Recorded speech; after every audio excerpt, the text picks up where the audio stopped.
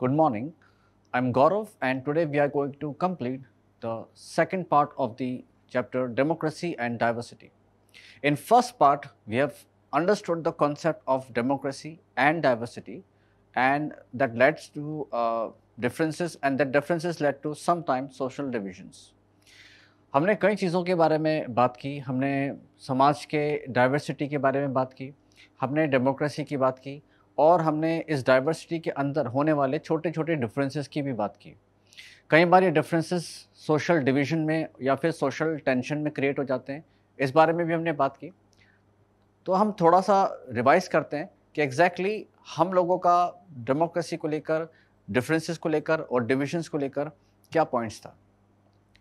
सबसे पहले हमने बात की थी 1968 के मैक्सिको ओलंपिक्स के बारे में, जहाँ पर 2 एथलीट्स कार्लोस और स्मिथ ने अमेरिका में होने वाले अपार्थाइड सिस्टम के खिलाफ एक ये कहें कि सिंबॉलिक प्रोटेस्ट किया था।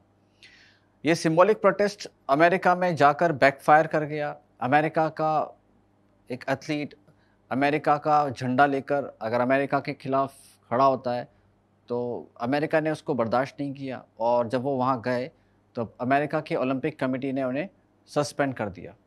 कुछ लोग थे जिन्होंने इसको सपोर्ट भी किया और सेंट जोस यूनिवर्सिटी में इनकी स्टैचू बनाई।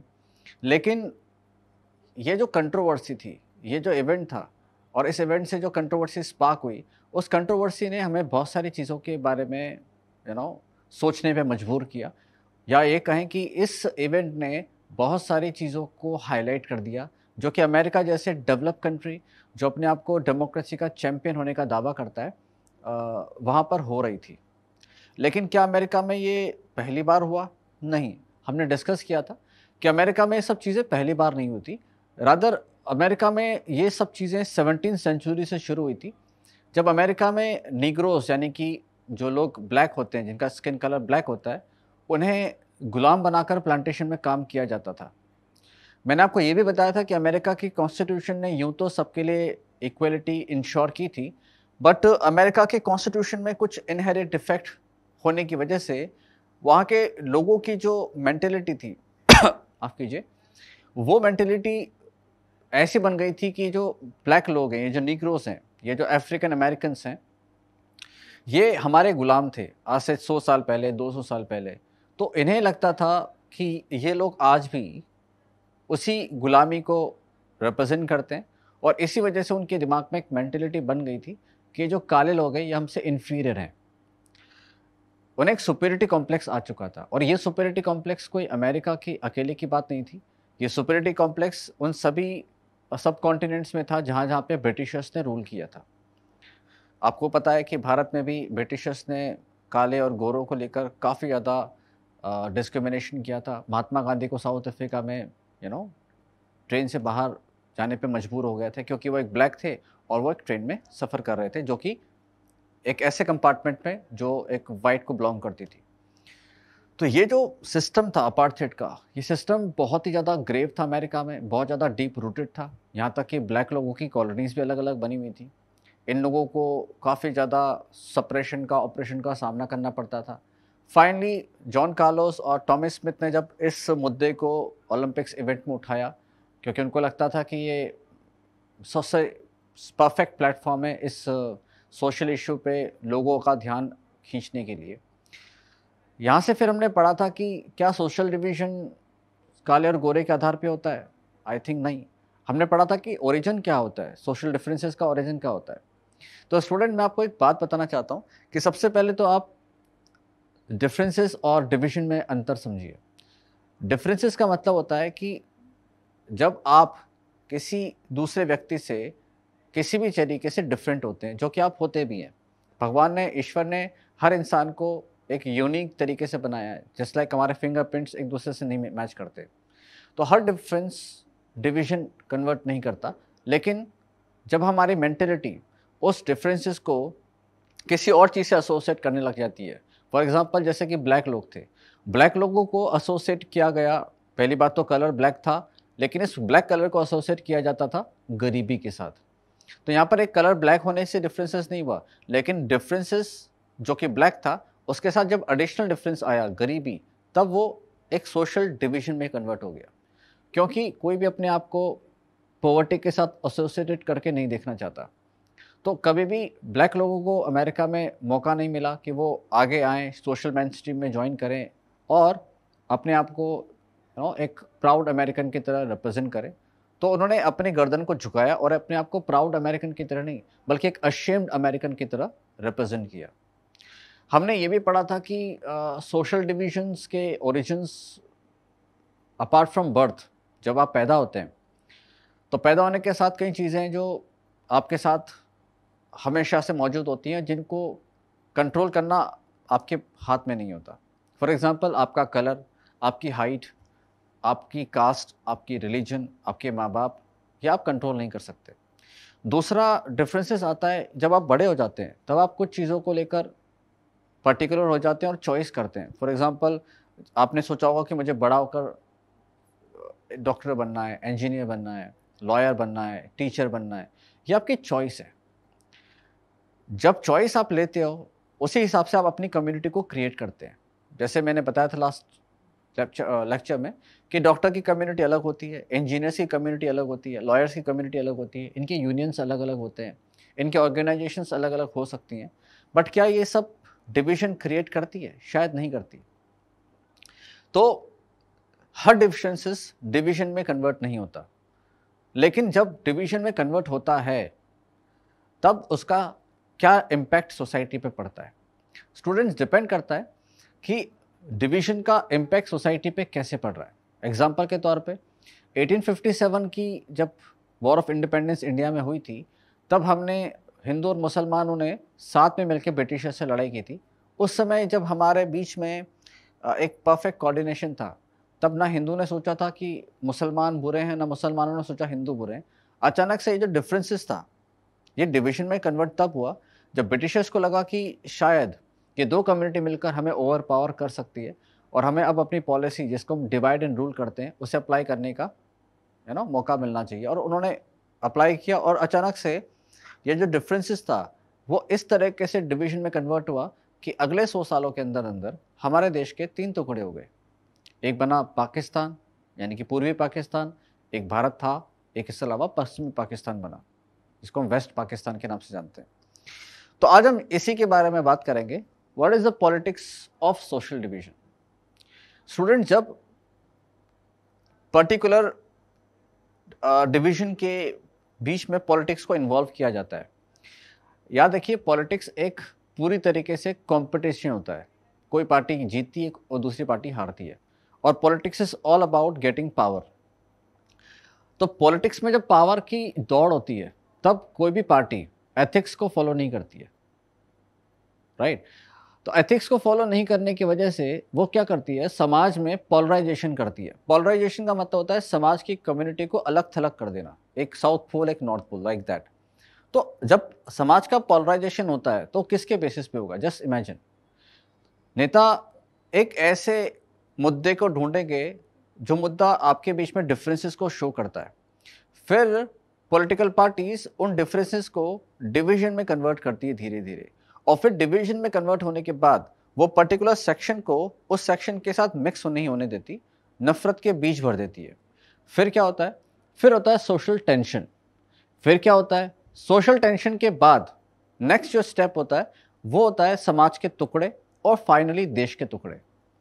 अगर आपने इंडियन हिस्ट्री पढ़ी है, इंडियन स्ट्रगल ऑफ इंडिपेंडेंस पढ़ा होगा, तो आपने देखा होगा किस तरीके से हमारा समाज, जो एक पूरी तरीके से क्रॉस कटिंग सोसाइटी थी, वो धीरे धीरे धीरे धीरे सोशल डिवीजन के चपेट में आई, पॉलिटिक्स के साथ मिक्स हुई। पॉलिटिक्स के साथ मिक्स होने के बाद कैसे डिफरेंसेस डिवीजन में कन्वर्ट हुए, उस डिवीजन ने समाज को तोड़ा, और फाइनली 1947 में उस डिवीजन ने हमारे देश को तोड़ा। तो स्टूडेंट, हमारा देश एकमात्र एग्जाम्पल नहीं है जो टूटा था। मैं आपको कुछ एग्जाम्पल और देना चाहता हूँ, और एग्जाम्पल है दूसरी कंट्री का, जिसे बोलते हैं नॉर्दर्न आइलैंड।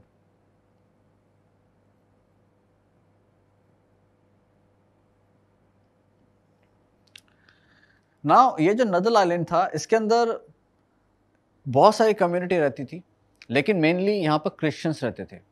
अब students, you must know and you should know this कि क्रिश्चियनिटी में भी दो पर्टिकुलर कम्युनिटी होती है। एक होते हैं प्रोटेस्टेंट्स और दूसरे होते हैं कैथलिक्स। नाउ नॉर्दर्न आयरलैंड में प्रीडोमिनेटली ये कैथलिक से रहते थे और लगभग 53%, हाँ यस 53% इस कंट्री में प्रोटेस्टेंट्स रहा करते थे।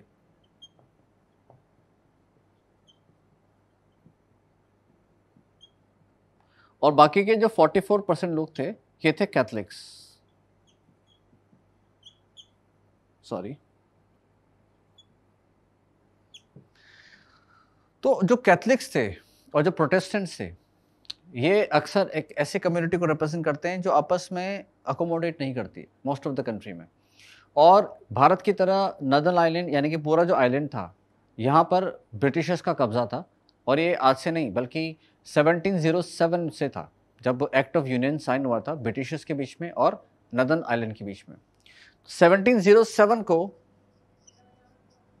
ब्रिटिश और आयरलैंड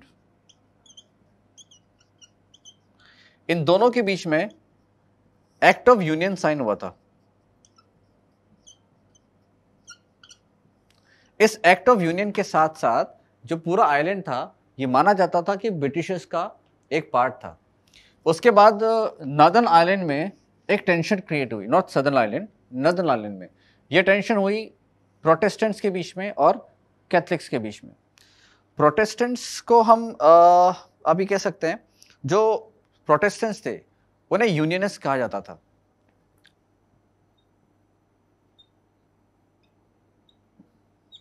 और जो कैथलिक थे उन्हें हम बोलते थे नेशनलिस्ट।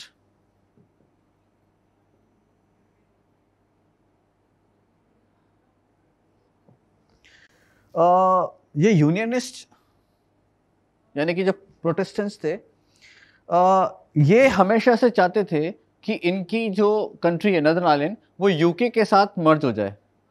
यानी कि ये प्रोटेस्टेंट चाहते थे कि नॉर्दर्न आइलैंड यूके का पार्ट हो। लेकिन जो नेशनलिस्ट थे कैथलिक ये चाहते थे कि नॉर्दर्न आइलैंड एक रिपब्लिक ऑफ नॉर्दर्न आइलैंड बने, यानी कि एक अलग कंट्री बने।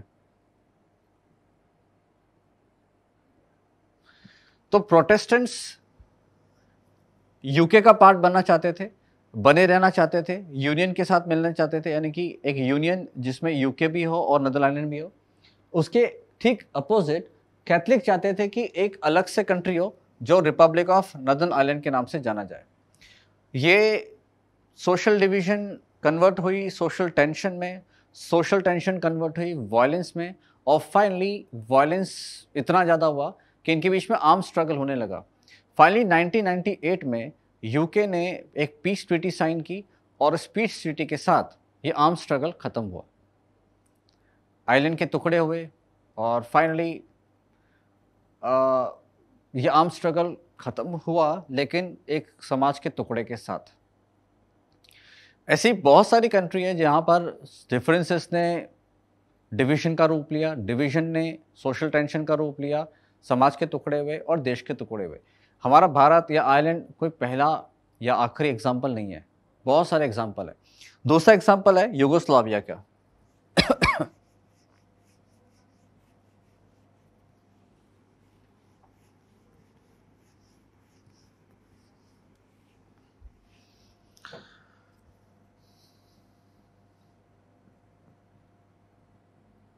स्टूडेंट यूगोस्लाविया में अलग अलग कम्युनिटी रहती थी, लेकिन मेनली जो कम्युनिटी के बीच में टेंशन था वो थे यूगोस्लाविया के सर्ब्स और यूगोस्लाविया के अल्बेनियंस।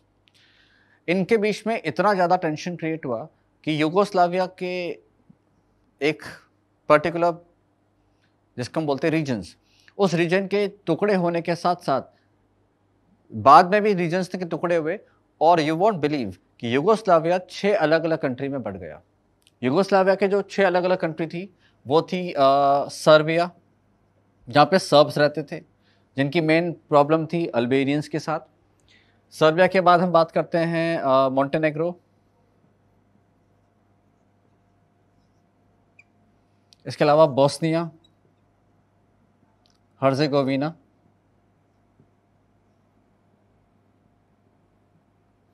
Macedonia, 1 2 3 4, and then Slovenia, and Croatia. तो एक कंट्री के 6 टुकड़े हुए, क्यों हुए? अगेन डिफरेंसेस डिवीजन के साथ आया, डिवीजन सोशल टेंशन के साथ आया, सोशल टेंशन आया कंट्री के टुकड़े के साथ। आपने कभी एक चीज को एनालाइज किया है कि ये हुआ क्यों? ये हुआ इसलिए क्योंकि इन सब में एक डिफरेंसेस के अंदर, एक डिवीजन के अंदर पॉलिटिक्स इन्वॉल्व हो गई।